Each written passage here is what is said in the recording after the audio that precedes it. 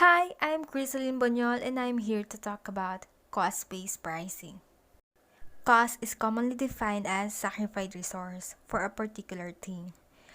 Cost can be of anything which is measurable in terms of money. And when we say price, it is the amount of money charged for a good or service. And pricing means a process of determining what a company will receive in exchange of its product. Now, cost-based pricing means using the cost of production as the basis for pricing a product. It is a traditional and simple technique of setting a sales price. First, you need to determine the cost of producing a product and operating a business. Then, add your desired profit and you will arrive at a sales price. Cost have various meanings. It may pertain to material cost, prime cost, conversion cost, or any other definition of cost. And because of this, the sales price is restated as follows. So you have cost base, and then you will add markup, which includes profit plus non-cost base, and then you will arrive at sales price. The classification of cost and expense would be needed to know what would be under on cost base and non-cost base. So if the selling price is based on prime cost, then the cost base is the sum of direct materials and direct labor. Non-cost base refers to all other costs and expense not included in the cost base. For prime cost, the non-cost base includes variable overhead, fixed overhead, variable expense, and fixed expense. Then for absorption cost, if the sales price is based on absorption cost, then the cost-based pricing includes the cost of materials, labor, variable overhead, and fixed overhead. Absorption cost, if it is non-cost based, it would include variable expense and fixed expense. A popular method of cost-based pricing is markup. It is commonly used in retailing. So again, sales price is equals to cost base plus markup. And then markup is computed by multiplying cost base with markup ratio. And then markup ratio is equals to markup over cost base, where markup is equals to non-cost base plus profit and markup ratio is equals to non-cost base plus profit over cost base. Let's have illustration on how sales price setting using cost-based model. In the illustration, the accounting department of Baguio Corporation has assembled the following data, where direct materials is equals to 10, direct labor 20, variable overhead 5, fixed overhead 6, variable expense of 5, fixed expense of 4, with a total cost and expense of 50. The company wants a 20% return on its investment of 3 million, wherein it expects to sell 40 units of gold in the coming period. What we need to determine is the unit sales price and the markup percentage of product cost using absorption method, contribution margin, prime cost and conversion cost, and material cost. Basically, the sales price is computed as total cost and expense plus profit.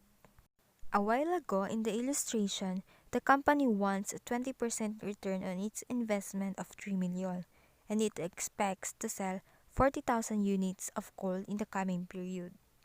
So, we will compute the profit by multiplying 3 million with 20% over 40,000 units. And therefore, 50 plus 15 is equals to 65 unit sales price. And now, when using absorption method, cost base is equals to 41 because direct materials plus direct labor plus variable overhead plus fixed overhead is equals to 41. Then we have marginal that resulted for cost base of 40, which is computed by net sales less total variable cost. We have prime cost base, which results for 30, which is direct materials plus direct labor. Then we have conversion cost of 25, which is direct labor and variable overhead. And then material of 10. And then we have our markup, 24 for absorption and 25 for marginal, 35 for prime, 40 for conversion, and 55 for material. When computing markup, we multiply cost base and markup ratio. And then markup ratio is equals to non-cost base plus profit over cost base. So therefore, unit sales price for absorption, marginal, prime, conversion, and material is all equals to 65. The next is we have to determine what is the markup percentage of product cost. The profit is equals to 15 for absorption, marginal, prime, and conversion and material because it is computed as 3 million multiplied by 20% over 40,000 units. To compute the non-cost base, total cost and expense less cost base. The total cost and expense is equals to 50, and then we will have to deduct it to the cost base of each method. So 50 less 41 is equals to 9 for absorption, 50 less 40 is equals to 10 for marginal, 50 less 30 is equals to 20 for prime, and 50 less 25 is equals to 25 for conversion. 50 less 10 is equals to 40 for material.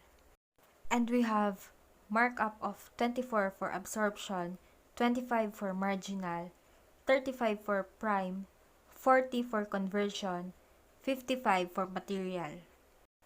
The cost base of 41 for absorption, 40 for marginal, 30 for prime, 25 for conversion, and 10 for material. Then, we can now compute for markup ratio using non-cost base plus profit over cost base. And now, we have gross profit variations analysis.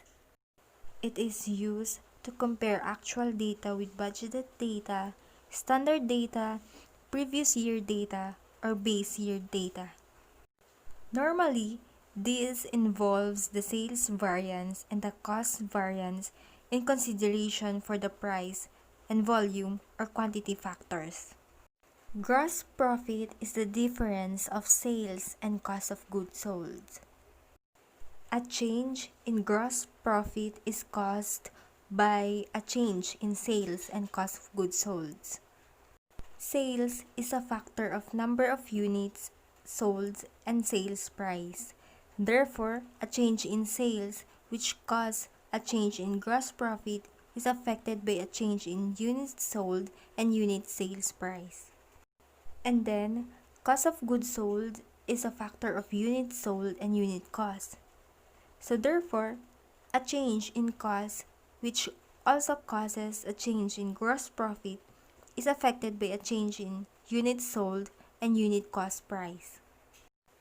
In computing gross profit variance, a gross profit variance is the difference between the actual gross profit and a base gross profit.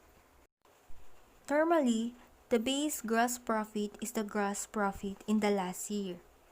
So, in the illustration, gross profit variance is summarized as sales less cost of goods sold is equals to gross profit. For this year, it is data treated as actual, and for last year, it is data treated as standard. And then we have sales variance. The net sales variance is composed of the sales price variance and sales quantity variance. These variances are computed as follows. Sales price variance is computed as unit sales price this year less unit sales price last year times quantity sold this year.